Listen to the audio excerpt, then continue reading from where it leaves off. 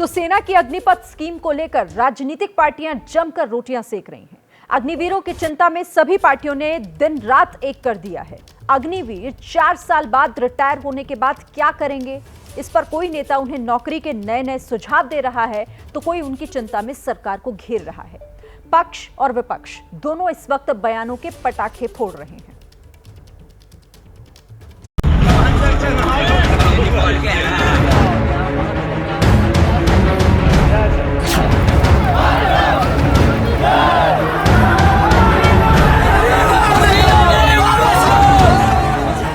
सेना की अग्निपथ योजना को लेकर देश भर में हुई इस हिंसा पर राजनीति न हो, ऐसा कैसे हो सकता है?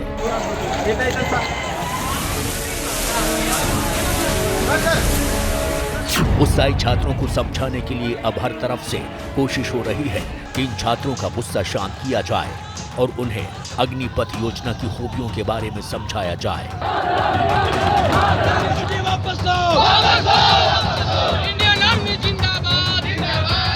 खास तौर से सेना से 4 साल बाद रिटायर होने पर उनका क्या भविष्य होगा, इसे लेकर सबसे ज्यादा चर्चा हो रही है। बीजेपी महासचिव कैलाश विजयवर्गीय ने क्या सुझाव दिया है, ये सुनिए। जब वो ट्रेनिंग लेगा और 4 साल की सेवा करने के बाद निकलेगा, 17.5 साल से 23 साल तक की उम्र। यदि वो 21 साल में भी भर्ती होता है, 4 साल काम करता है तो 25 साल। 25 साल में जब वो बाहर निकलेगा तो उसको 11 लाख रुपए उसके हाथ में होंगे और अग्निवीर का एक छाती पर तगमा लगा के घूमेगा। मुझे अगर इस ऑफिस में, बीजेपी के ऑफिस में सिक्योरिटी रखना है तो मैं अग्निवीर को प्राथमिकता दूंगा। कैलाश विजयवर्गीय के इस सुझाव से उन्हीं की पार्टी के सांसद वरुण गांधी खफा हो गए। वरुण गांधी ने ट्वीट कर कैलाश विजयवर्गीय पर तंज कसते हुए कहा कि जिस महान सेना की वीर गाथाएं कह सकने में समूचा शब्दकोश असमर्थ हो, जिनके पराक्रम का डंका समस्त विश्व में गुंजायमान हो, उस भारतीय सैनिक को किसी राजनीतिक दफ्तर की चौकीदारी करने का न्योता उसे देने वाले को ही मुबारक। भारतीय सेना मां भारती की सेवा का माध्यम है, महज एक नौकरी नहीं है। तो कहां जाएंगे? कांग्रेस ने भी अग्निपथ योजना के खिलाफ अपना मोर्चा खोल रखा है। उत्तर पूर्वांचल में जिस प्रकार के जो संगठन है, कांग्रेस महासचिव प्रियंका गांधी ने दिल्ली के जंतर मंतर पर प्रदर्शन किया और कांग्रेस कार्यकर्ताओं से देश भर में प्रदर्शन को कहा। उन्होंने छात्रों से हिंसा रोकने की अपील भी की। तू न थकेगा कभी, तू न थमेगा कभी, तू न झुकेगा कभी, कर शपथ, कर शपथ, कर शपथ। इस कविता का नाम आपने एक ऐसी स्कीम को दे दिया है जो इस देश के नवयुवकों को मार डालेगा। इस सरकार को खत्म कीजिए, इस सरकार को गिराइए।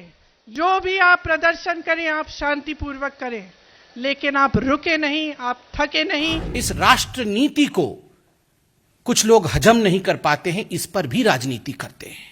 अग्निपथ स्कीम एक ऐसा ही विषय है जिस पे राजनीति बिल्कुल नहीं होनी चाहिए।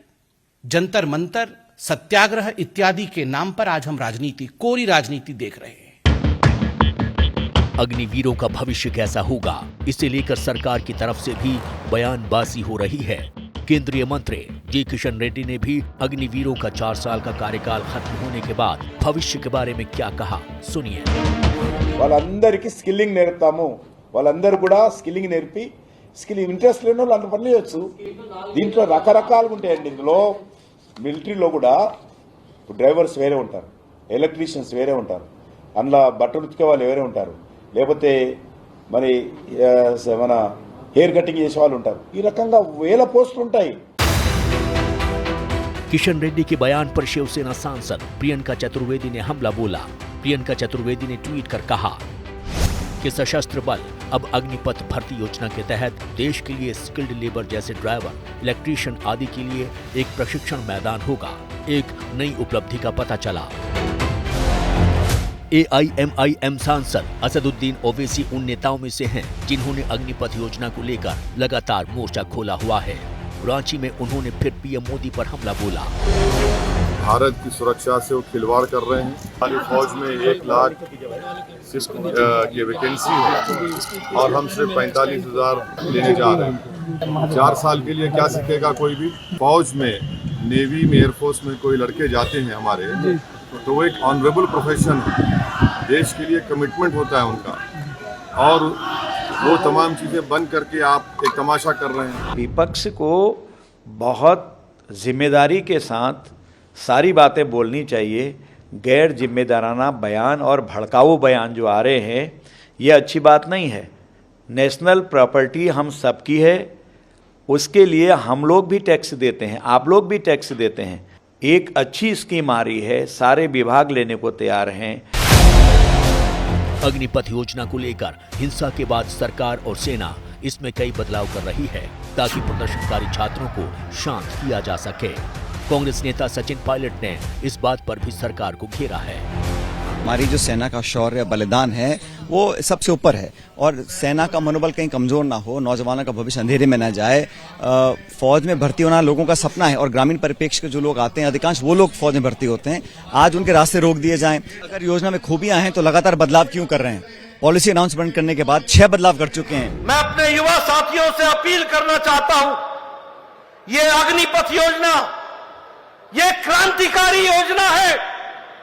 ये दुनिया में भारत की फौज को मजबूती के साथ दुनिया में और ऊंचा स्थान रखने का एक बहुत बड़ा क्रांतिकारी कदम है जिसको हमको समझना चाहिए। और इसलिए मैं युवाओं से निवेदन करूंगा, मुझे मालूम है कि उनको बरगलाने की कोशिश चल रही है। अग्निपथ योजना में कई नए बदलाव करते हुए सेना ने साफ कर दिया है कि ये योजना वापस नहीं होगी। ऐसे में इस मुद्दे पर कब तक राजनीति गर्म रहती है, ये देखना पड़ेगा।